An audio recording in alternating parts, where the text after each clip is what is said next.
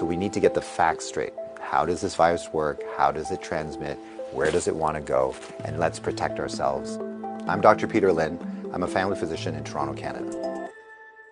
The coronavirus is a family of viruses that can cause as mild things as just a common cold, all the way up to SARS or MERS. These are these bad pneumonias that we're talking about. And basically what these viruses are, they look like a tennis ball with all these spikes sticking out of it. And depending on the type of spike, it allows that virus to attach to certain places.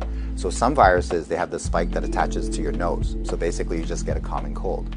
But the SARS virus and this new virus that we're talking about has the spike that allows it to attach to the cells in your lung. And when it attaches there, it puts in information to make photocopies of itself. So it uses our equipment to make more viruses. I'm declaring a public health emergency of international concern over the global outbreak of novel coronavirus. Most of the coronaviruses live in animals. In this particular case, it was from Wuhan. There was a fish market where they were selling live animals. And the thought is that the virus was in a live animal, then it crossed into a human. But then what we found was that people were getting sick in terms of healthcare workers, in terms of family members that were looking after them, which now meant that the virus can pass from human to another human. Just like all viruses, it needs to reach a target, which is your lung. And it has to get there with your help. It has no feet and no wings. So therefore it needs us to move it there. So that's why we keep saying, don't hang around sneezy people because you're gonna breathe it in.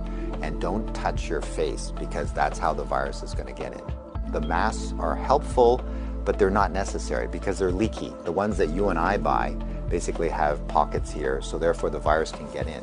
What the masks really do is they stop us from touching our face. If you're sick, we tend to mask you, so therefore you're not spewing out the viruses to other people sitting around you. The true people that have the real masks are the N95. Those are sealed. These are for the doctors that may be caring for their patients. So in the beginning, the coronavirus will cause kind of like flu-like symptoms or a cold. So people just get the stuffy nose, that kind of thing. But you'll understand that as soon as that virus starts manufacturing in your lung cells, they're producing all these copies of the virus.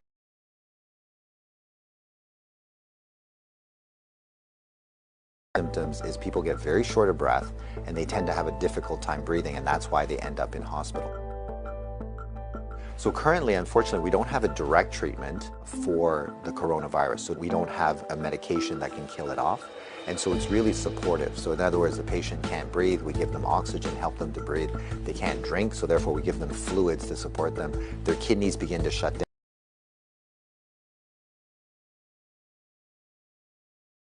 So our immune system, our army, are having a hard time figuring out what to do. So usually what we have to do is we make something called antibodies. So these are things that can grab onto the spikes that we see on the virus, and it will get rid of the virus for you, and that will actually bring you back to good health. So therefore the elderly may have a worse outcome, and of course the young children, so the babies,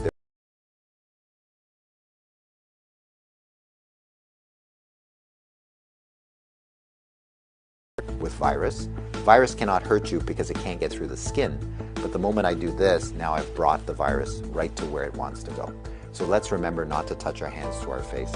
So let's say you think that you might have been on a plane or you might have bumped into somebody that has it. What should you do? So the first thing is to contact a healthcare worker to tell them that potentially you have it. If you're feeling symptoms and you're going to go into a facility, call ahead. Okay, so whether you're calling the paramedics or whether you're calling the hospital or your doctor, just mention that you were on a flight. If you don't have any symptoms, then what we do is a little bit of a self-quarantine. In other words, we can just keep you away from other people, and so you don't go into parties, don't go with your friends, don't go into public transportation.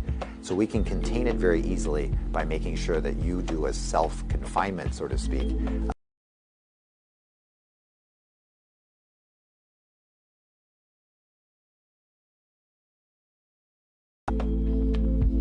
If we get the facts right, then we don't have to be overly worried, but we do the right things so that we don't get the virus ourselves and that we don't pass it on to others. And if we look after each other in this way, this virus will have nowhere to go. It needs us to move it, it needs us to make copies for it, and if we don't help it, then the virus will stop. So we have the power to do that right now.